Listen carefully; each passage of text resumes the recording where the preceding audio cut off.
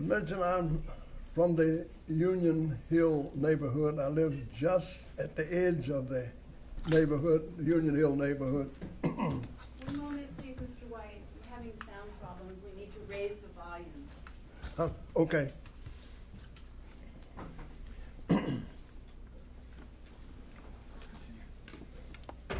Okay.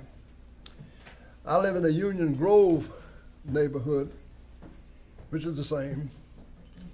I've been in Buckingham 62 years, and 62 of my 87 years. I've taken a great deal of interest in the county. I taught there 20 or 30 years, and I've done some writing on African American history in Buckingham. I'm about to publish a new version of a book I wrote 30 years ago on Buckingham African Americans. But when we first heard about Union Hill becoming a historic site,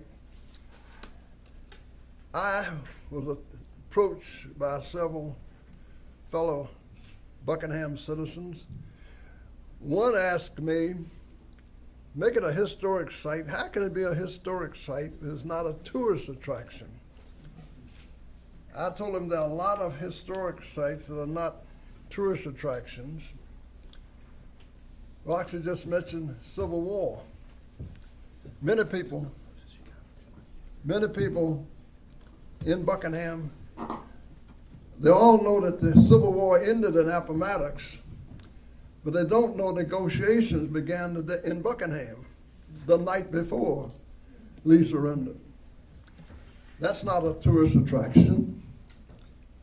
So there are a lot of historic places that are not necessarily tourist attractions.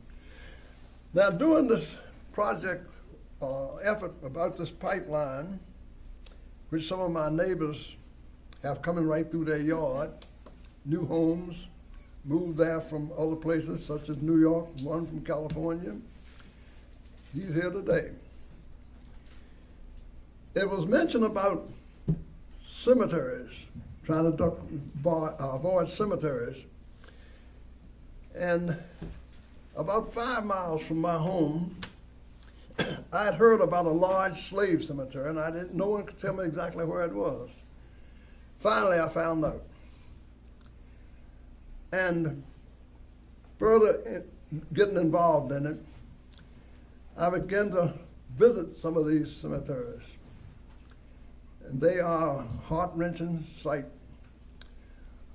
Row after row, sunken graves, only marked by a small stone.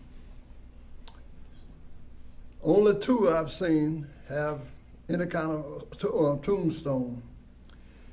But what I found out was something very interesting.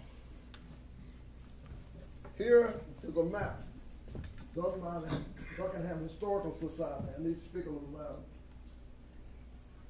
loud. These pink marks you see are mostly large farms and plantations. Those red marks, those little dots, are all slave cemeteries. Some of them 200 with 300 and 400 graves. What's interesting is,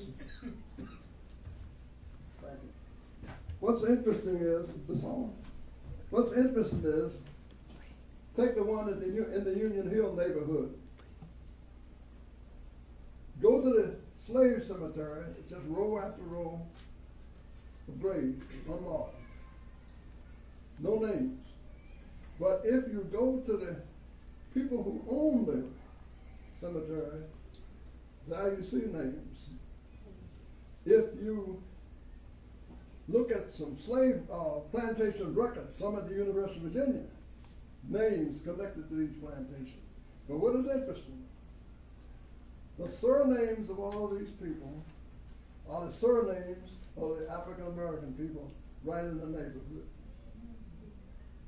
Just last week, one at one called Traveler's Rest here. A lady was so shocked that she was brought to tears. Her name was Morris. Nothing to do with Morris's. So that is part of the concern. And it's been mentioned that Buckingham is a very beautiful place. It is. But if you ask Buckingham, tell that to Buckingham people, they want you to show it to them. But the pipeline is causing a lot of concern. People are worried about water, about the land, and property values destruction. As I mentioned, some of these people have pipelines going right through their front yard. And so that is a concern. And if you'd like to come and look at this, I'll tell you some more about it. Thank you.